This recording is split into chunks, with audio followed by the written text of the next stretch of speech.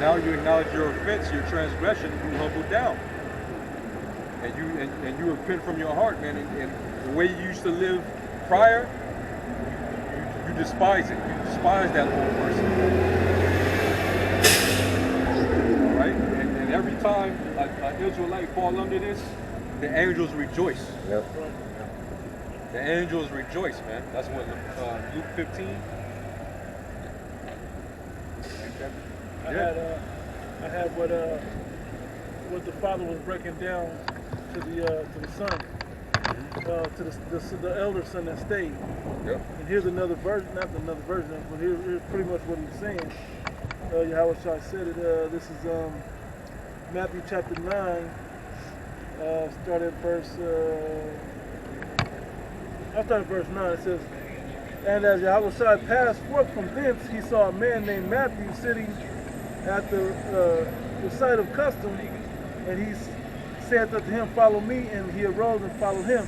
And it came to pass, as Yahweh Shai sat at meat in the house, behold, many publicans and sinners came and sat down with him and his disciples. And when the Pharisees saw it," which is like that older brother, right? They knew they had the law still, right? He said, "Hey, I've been doing it right. I've been perfect. I didn't go nowhere. I didn't lose my inheritance, you know. I didn't go run off with harlots and shit, you know." It says, "And when the Pharisees saw it, they said unto his disciples, Why eateth your master with publicans and sinners?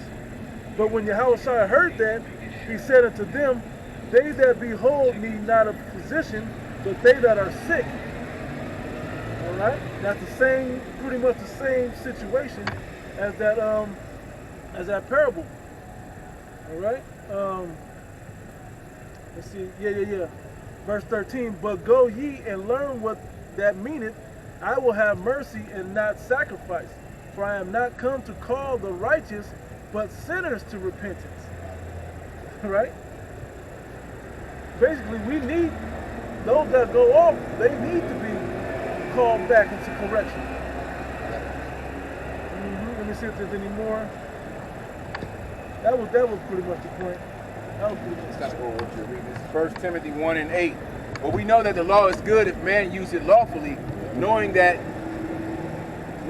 that the law is not made for a righteous man, but for the lawless and disobedient, and the ungodly, and for sinners, for unholy and profane, for murderers of fathers and murderers of mothers, for manslayers, for whoremongers, for them that defile themselves with mankind, for men stealers, for liars, for perjured persons, and if there be any other thing that is contrary to sound doctrine." Yep. There it is. And that's why the stage of acknowledging your offenses is so important, because those that are ignorant of it, they don't know, nor are they looking for it. But you that know the difference, those are the ones that came and sat with Yahushua. You know, the son, he knew well enough in that parable, he knew well enough to come back to the house. You see how that ties in, that they came back to the house, and then they got that moment of repentance was open up to them, that they could be with the Lord again. You know? And that's the important stage. And in this time, how do you come back with this word, getting an understanding of this word, and building your faith up in it? Yep. All right, so go back to that in Ezekiel 18. You didn't read that, did you? It was the other one. Okay, fine. I forget what verse left off at. It's like towards the, You started at 25. 25. Yeah. We're talking about, is it equal?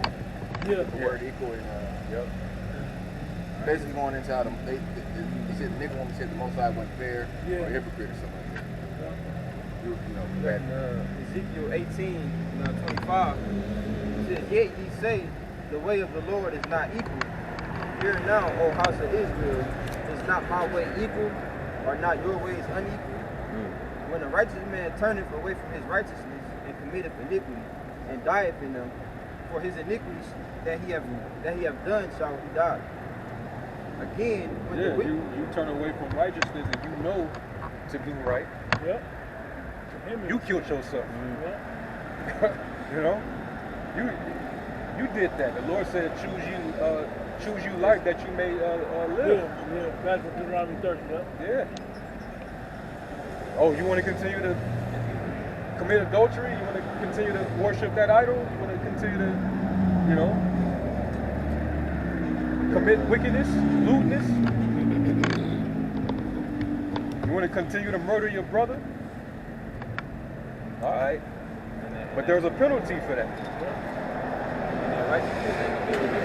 Exactly. Verse 27. Again, when the wicked man turneth away from his wickedness that he hath committed, and doeth that which is lawful and right. Hey, so like you real quick, because, and this is one of the reasons why the Lord had to take Enoch away. Yep. Because all he knew was righteousness. Yeah. But if the Lord would have just left him amongst that whole corrupted generation, his understanding would have got altered. He would have became curious, you know. Wickedness. And wickedness could have tampered with his spirit. Okay. So the Lord had to take him, translate him up out of there, man. So he wouldn't be corrupted. Because if he would have turned, just like the rest of those men in that generation, he would have been amongst them that eventually would have died out too. Okay. You know, but he was righteous. His heart was righteous, and his story represents the elect. Yep. Because the elect, no matter what they're faced with, all the temptations in this world, the Lord's going to keep them. He's going to keep them. He's going to preserve them. He's going to keep it, like he said in John the 17th chapter. I pray not that thou shouldest take them out of the world, but to keep them from the evil. It's funny, I was thinking of a chapter that went into that as well, which was said, they are not of the world. Basically what you said, so I'll leave it at that. Yeah. He said, my sheep are basically they're in my hand, and no man can pluck them out. Mm-hmm. All right. So the elect are gonna be programmed to follow the Lamb whithersoever he will. All right. They're not gonna hearken to the voice of strangers, you know, seducing spirits, charmers, false prophets. They're gonna find the right way. Go ahead. Verse 27. It says, again, when the wicked man turneth away from his wickedness that he hath committed, and doeth that which is lawful and right, he shall save his soul alive. Because he considereth and turneth away from all his transgressions that he hath committed, he shall surely live, he shall not die. Yet saith the house of Israel, the way of the Lord is not equal. O house of Israel, are not my ways equal? Like, are not your ways unequal? So you're telling me that that's not fair? Basically, the law is unrighteous. Yeah. So if a man turn from his righteousness and go to be wicked, knowing the ramifications for doing so, and he die, that means that I'm unfair. Right. But if a man actually turn from his wicked ways to righteousness, he prolongs his life. Is that not fair? Right. That's fair. It's even. It's even. It's equal. Yeah, that's the word. Okay? That's equal, man. Proverbs 16 and 11. A just weight and balance are Yahweh's. All the weights of the bag are his work. Man. Give me somebody get Job 34. Verse 10 and 11.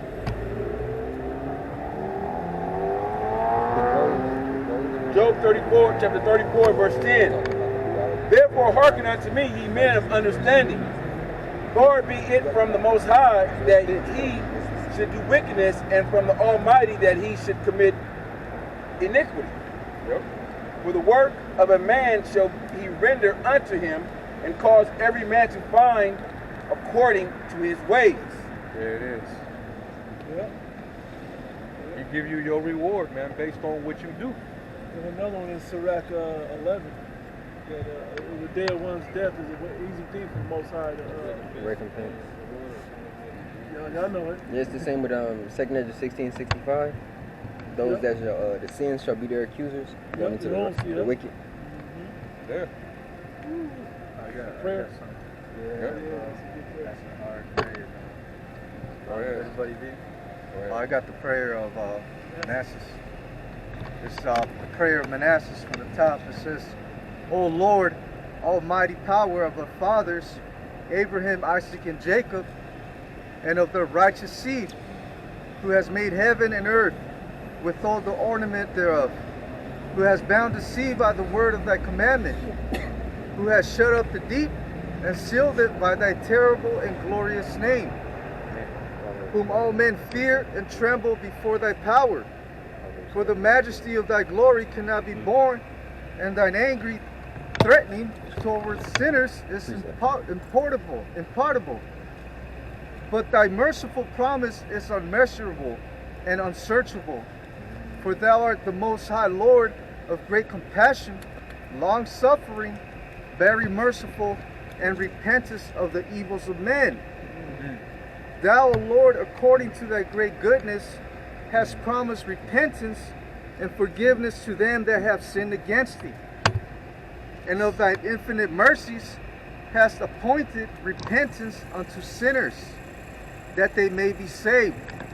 Man, see, how the Lord's going to do all this forgiving all these generations towards these people, having all this mercy upon them, constantly restoring them back, putting them back in the land, giving them a king, returning the priests, and doing all these different things for them after they kept going off. But yet, in this time, if you sin and don't confess the Lord, you're going to burn in hell forever and ever and ever and ever. Yeah. Or you can even not have even known about this. Like you died as a child without even knowing this truth. So you didn't even live long enough to know and learn about the truth and the Messiah and all this, for you to be able to confess them. But yet, if you die before you got to know that, you got to go to hell. Yeah. Christians teach that. Yeah. How unjust is that? That's not equal. Now that's not equal at all. That ain't equal. and that contradicts. That's That whole doctrine contradicts everything we've been teaching up here so far. Yeah. How could the Lord be a God of mercy, but He has a place You burn forever. that you burn for all eternity? Wow. And that's just a quick testimony. That was something I was like, I don't know if I can get down with this whole Christian thing, man. It was just so tough. And Jake ain't stupid, man. Jake be like, man, this just something ain't right. That don't sound right. But when you hear the truth, and then the apostles broke it down, it was like, oh, that sounds right. That sounds equal or fair. Right. That's it. That sounds like a proper judgment. And that's when you catch yourself, wow, that's in the Bible? Right. Okay. Okay, I see it now. That makes sense. I got to read this whole thing. It Says, Thou therefore, O Lord, that art the power of the just, hast not appointed repentance to the just, as to Abraham and Isaac and Jacob, which have not sinned against thee. But thou hast appointed repentance unto me, that I am a sinner. For I have sinned above the number of the sands of the sea. My transgressions, O Lord, are multiplied. My transgressions are multiplied, and I am not worthy to behold and see the height of heaven for the multitude of mine iniquities. I am bowed down with many iron bands, that I cannot lift up my head, neither have any release. For I have provoked thy wrath and done evil before thee. See, Isaac acknowledged in his fault Yeah. in his prayer. We provoked it. Hey, he didn't start the prayer, God give me. He started off acknowledging his own offenses and the Most High's majesty. This is the kind of spirit you got to be in when you come. Humble and contrite spirit. Exactly. This is right here. It says, for I have provoked thy wrath and done evil before thee. I did not thy will, neither kept I thy commandments. I have set up abominations and have multiplied offenses. Now therefore I bow the knee of mine heart, beseeching thee of grace